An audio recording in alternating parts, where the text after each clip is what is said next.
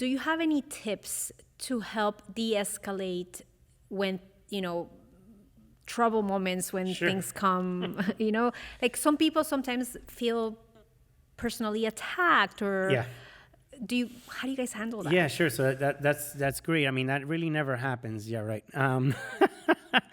So there's one tool that we've been using ever since the tool came out, which has to use ChatGPT as well as, Copilot within Microsoft Office. So AI, for those that don't know those products. So we utilize AI really to be able to communicate in an empathetic way. So we tell our team members at Affinity, at least when it comes in via email, is don't take this stuff personal. You don't know what's happening on the other side of that email, the other side of the computer, whoever they sent it. And it's honestly very easy to be a bully in writing. It just is. So it's just, we're utilizing AI to, number one, prompt when we're responding to respond in an empathetic way, to respond in an understanding and caring way, and in some cases in a very direct way, so that tool has helped us because ultimately what most of the times, I would say 95% of the time, people just want to be heard. That's what it boils down to.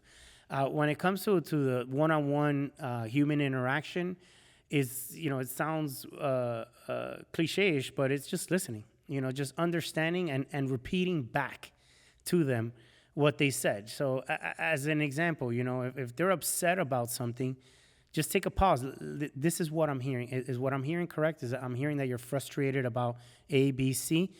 And they may tell you, no, that's not actually what I'm frustrated. I'm frustrated about this. And then readdress. Okay, so what I'm hearing is this. Yeah, that's actually. And sometimes what you're going to find is what they initially told you is not the root cause of what the problem is.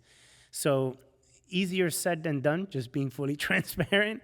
But when you apply some of these simple concepts of just hearing them and then understanding them and providing, you don't always have to provide our solution. Many times people feel like I have to give them an answer because if I don't give them an answer, no, sometimes you don't have the answer. Look, I understood what you said. Let me take note of it. Let me get back to you. What you do need to do is that when you say you're going to get back to them is make sure that if you said I'm going to get back to you by Tuesday, that by Tuesday you're giving them a response, because you need to be accountable, because then you lose trust and credibility in what you said. So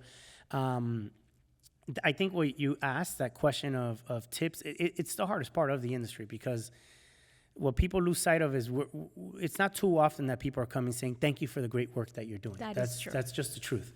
And I tell my managers, we're not the only industry, because everyone feels, it's only our industry. That's not necessarily true.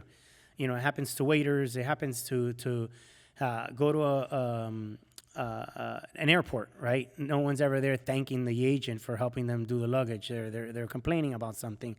So it happens in many industries. So it's just really providing that training, that support, understanding, and more than anything else is giving your managers also an opportunity to let that information out. So we do have weekly meetings where we touch base with our team.